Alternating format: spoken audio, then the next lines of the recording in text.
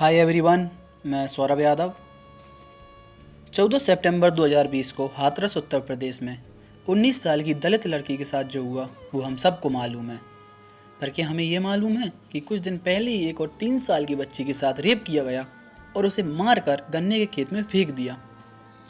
और क्या हमें ये मालूम है कि हाल ही में बिहार में एक पिता ने अपनी ही 6 साल की बच्ची के साथ रेप किया। और क्या हमें ये मालूम है कि कुछ दिन पहले एक और 6 साल की लड़की के साथ रेप किया गया और उसकी आंखें फोड़ दी गईं ताकि मुलजिम को पहचाना न जा सके।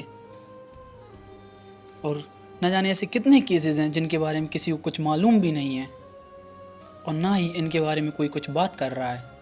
क्यों? आखिर क्यों? क्योंकि ये रेप केस अभी तक नेशनल इशू नहीं बने हैं, या इन केसेस ने पूरे देश को झंझोड़ कर नहीं रख दिया है। रेप तो हर रोज़ होते हैं हमारे देश में, फिर क्यों हम सिर्फ कुछ चुनिंदा केसेस के बारे में बात करते हैं? क्या कोई रेप केस छोटा या बड़ा होता है? क्या रेप केसेस सब अलग अलग होते हैं? यानी कि अगर रेप विक्टिम्स के साथ जब तक कोई अत्याचार ना हुआ हो तो ना तो उसे मीडिया कवर करेगी और ना ही हमें कोई फ़र्क पड़ेगा। क्यों?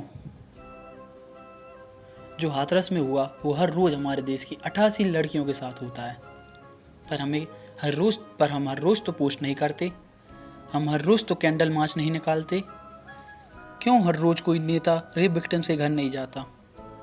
असलियत तो ये है कि रेप्स हमारे देश में एक पॉलिटिकल टूल्स बनकर रह चुके हैं।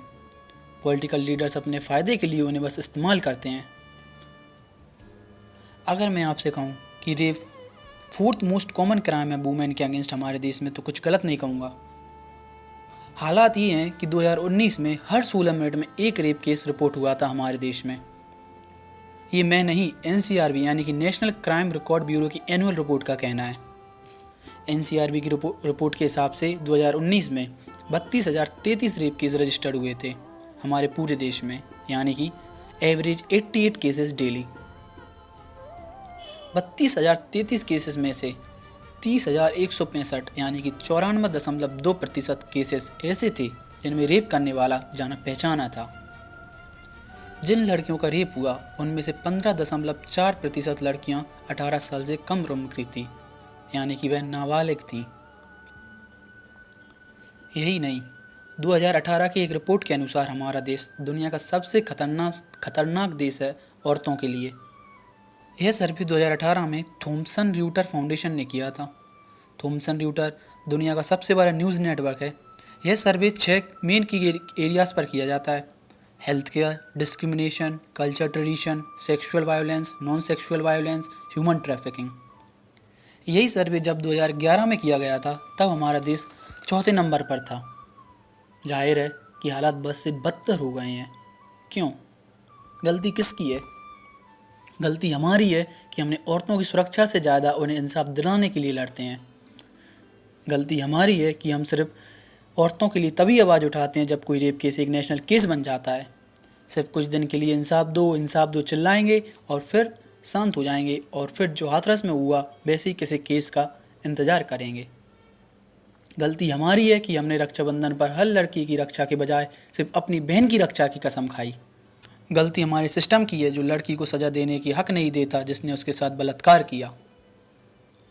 जो हुआ उसे भूला नहीं जा सकता, पर हमें अब हमारी गलतियां सुधारनी होंगी। हम सबको मिलकर बदलाव लाना होगा। जो हाथरस में हुआ उसे आगे दोबारा होने से रोकना ही होगा। थॉमस रॉयटर्स फाउंडेशन का कहना है कि अगर हमें हालात काबू में लाना है तो हमें 3 मेन पॉइंट्स पर फोकस करना है। पहला, एजुकेशन। हमें हमारे देश की हर लड़की को शिक्षित करना होगा। सिर्फ लड़कियों को ही नहीं बल्कि लड़कों को भी पढ़ाना होगा और उन्हें बताना होगा कि हमारे जीवन में नारी का क्या महत्व है। दूसरा, एम्पावरमेंट।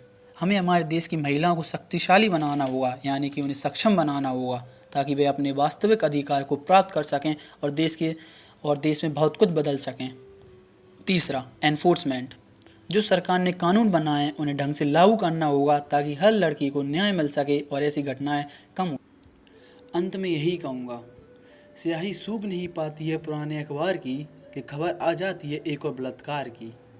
ना फ़ख्र है ना नाज है, सोया हुआ समाज है। जय हिंद, जय भारत।